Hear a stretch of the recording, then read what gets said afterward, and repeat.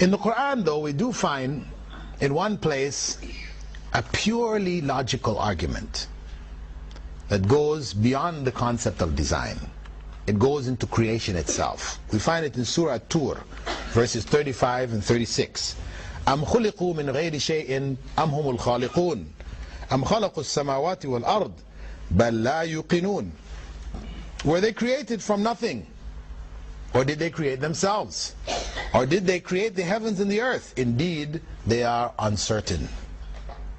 Allah gives them two propositions. He leaves the third as so obvious, He doesn't mention it. Were they created from nothing? Or the Arabic could be by nothing.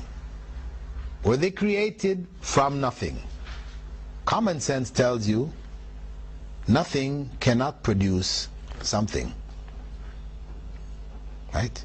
You cannot get something from nothing. No thing cannot produce something. Right? So that's out. Illogical. Or did they create themselves? Are we self-created? Did we create ourselves? Common sense again tells us that we couldn't have created ourselves. Something cannot be self-created, meaning it had to be out of existence, because to be created you had to not exist and then exist. Right? So if you didn't exist, how could you make yourself exist? This is completely illogical. Make sense? If you didn't exist, because to be created, meaning you had to not exist. If you didn't exist, then how could you make yourself exist? Because you're not existing. So common sense tells us we can't be self-created. So what else is left? Something had to create us. Someone had to have created us. That is the only thing left. And not only that, because some people want to ask, but then who created that one? No. The one who created us had to be himself uncreated. Not self-created, but uncreated. Had to be. Because if he is himself created, then the one who created him is the real creator. And if he was himself created, then the one who created him is the actual creator. And some of them say, well, yeah, that's how it is. Just go back infinitely. Created by another one, back into infinity. We say that actually that line of argument, Plato shot it down already, and he argued that if it were the case that creators go back to infinity, it would mean that it will take an infinite amount of time to get here, to this point in time. And that's the same as saying we would never get here. Once you say that the creators go back to infinity, it means it will take an infinite amount of time from the first of the creators, back in infinity, to get here. It will take an infinite amount of time. Therefore, that's the same as saying we will never get here. Right? So this is where Plato shot down that argument. No, that line of infinite creators is illogical. The only thing that is left is a creator without being himself created. So we don't ask the question, who created God? No. He is himself uncreated. If he is a part of the creation system, then he, like everything else, is in need of a creator. So there had to be a creator who was himself uncreated. Design proves it. Ijma' of the humankind prove it. So what do we have on the side of the atheists? What do they have on their side? What can they argue from to say logically why there couldn't be a God?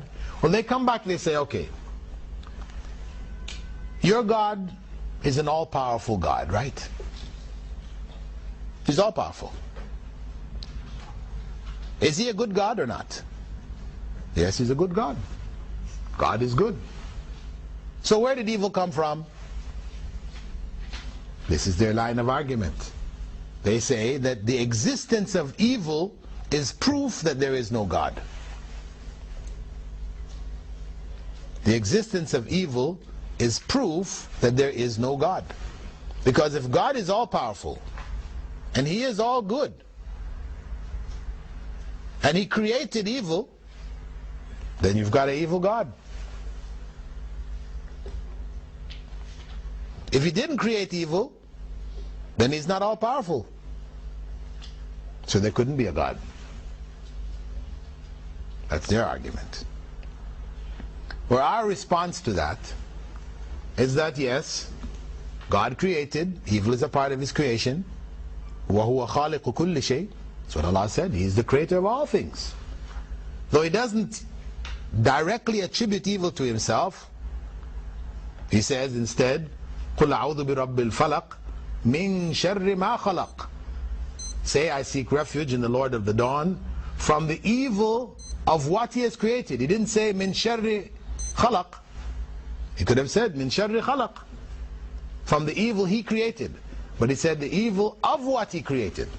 So Allah deliberately uses this terminology, and you find the Prophet ﷺ using the same terminology, that evil is not directly attributed to God, meaning that the evil comes out of His creation, but His intent is not evil. That whatever He has permitted, whatever He has created, even though we may see in it evil, an element of evil, it is not for that evil that it was created, but for the good which would come from that evil.